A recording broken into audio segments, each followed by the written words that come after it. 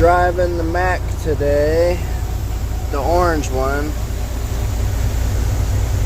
We're building a pathway. I'll get out and show you guys. And something else, freaking door handle fell off. That's another story.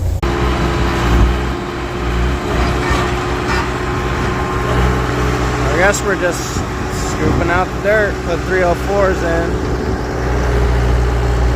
They have us taking back the hill, grading it back a little bit. That one broke down. We got another one on the way.